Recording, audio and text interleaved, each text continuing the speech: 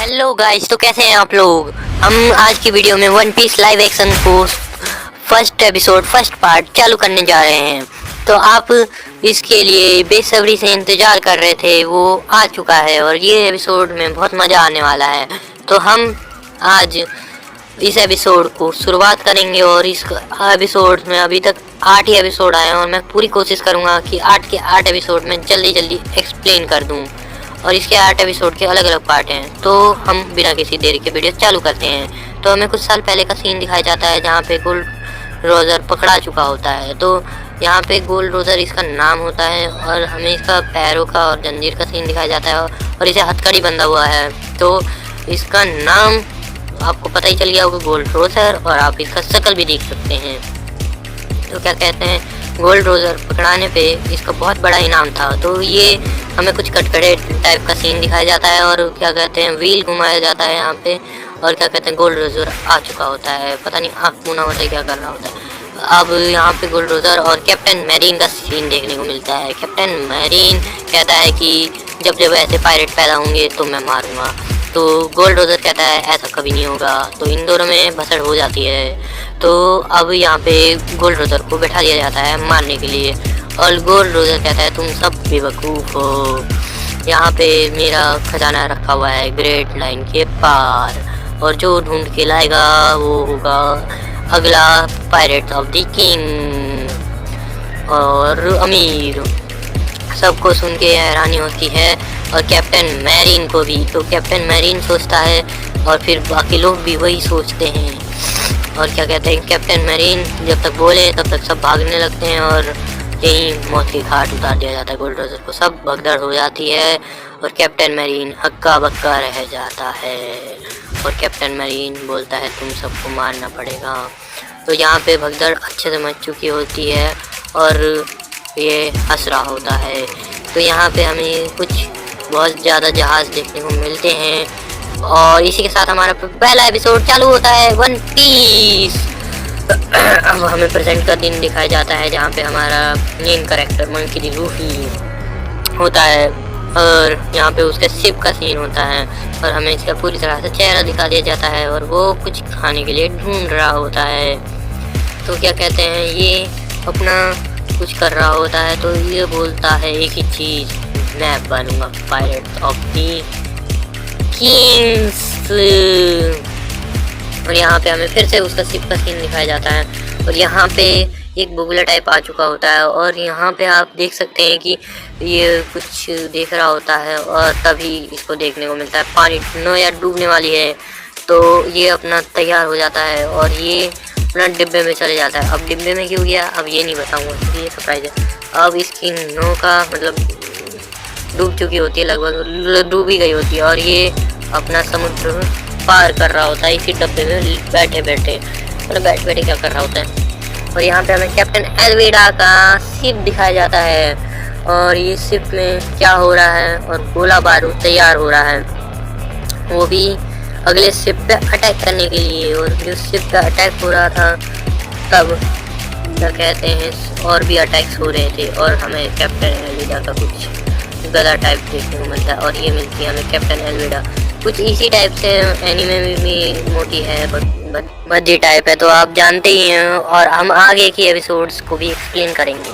तो यहाँ पे हमारा अटैक्स चालू होता है और कैप्टन एल्विडा एक ही चीज़ कहती है, पकड़ लो जाके सबको।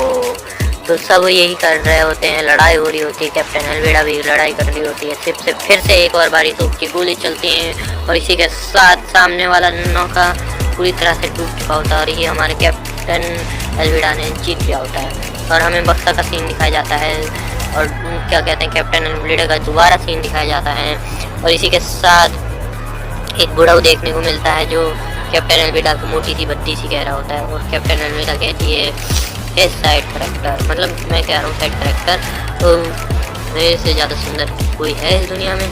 बोलते हैं नहीं तुम तो भाई बद्दी हो, बुढ़ा कहता है। इसी के साथ कैप्टन एल्विडा उसे जान से मार देती है और वो डर के मारे फिर से बुलाती है उसे और क्या कहते हैं, फिर से पूछती है यहाँ पे सबसे सुंदर कौन है। आप मैडम कैप्टन एल्विडा। तो वो डर के मारे ये सब कह के फिर वापस से जाने लगता है, क्योंकि उसे बहुत डर लग रहा होता है यहाँ पे। और हमें वापस से शिप का सीन दिखाया जाता है कैप्टन अमेरिका का, और वो कुछ संग टाइप कुछ ऐसा ही कर रहा होता है, देख रहा होता है और क्या कहते हैं आगे आगे चल रहा होता है। तो हमें ये देखने को मिलता है कि संग टाइप इसमें कॉल करने को भी होता है। तो मेरे को और उसे कुछ खड़खड़ाहट की आवाज़ आती है, तो वो उस साइड जाने लगता है। तो उसे देखने को मिलता है कि एक डब्बे में से यानी ड्रम में से एक हाथ निकलते हुए आ रहा है, और फिर थोड़ा बहुत डर जाता है पूरा। तो यहाँ पे हमें देखने को मिलता है मंकी डी लूफी, जो एकदम से बंद होता है, मतलब सांस ले पा रहा होता है, और वो बोलता है मुझे भूख लगी है, खाना दो। तो क्या कहते हैं, बोलता है खाना तो छत पे है, और तुम यहाँ पे क्या कर रहे हो? तुम्हें पता नहीं है कि किसका शिप है, कैप्टन एल्विडा का। अच्छा, वो है कौन? वो एक मोटी सी बंदी सी औरत है जो अपने आप को सुंदर बताती है। अच्छा, सुना है क्या उससे घमंड? अरे यार, मैं तो भैया गलती से आ गया इस शिप पे, बस अब मेरे को भूख लगी है तो मेरे को खाना तो खाना ही है, और तुम इतने डरपोक क्यों हो? थोड़ा लड़ा बड़ा करो। और तुम्हारा सपना क्या है जो तुम ऐसे शिप में घूम रहे हो? मेरा पायरेट्स ऑफ द किंग्स बनने का सपना है। तो हमें यहाँ पे कुछ फास्ट के सीन दिखाए जाते हैं, जहाँ पे हमारा मंकी डी लूफी का बचपन का सीन होता है ये।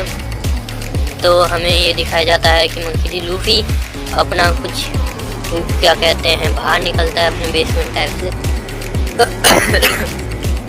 ये कुछ 10 साल पुरानी कहानी है मंकी डी लूफी की, और क्या कहते हैं मंकी डी लूफी मस्ती मौज मस्ती और बहुत सारे सीन्स। और ये कौन है आगे जाके आप, और सैंग जो हमारा मंकी डी लूफी जो हमारा कैप पहनता है वो इसी का कैप है। और क्या कहते हैं सैंग बोलता है एक ही चीज़ कि ये बच्चों का करने वाला काम नहीं है, और मंकी डी लूफी ज़बरदस्ती काम कर रहा होता है।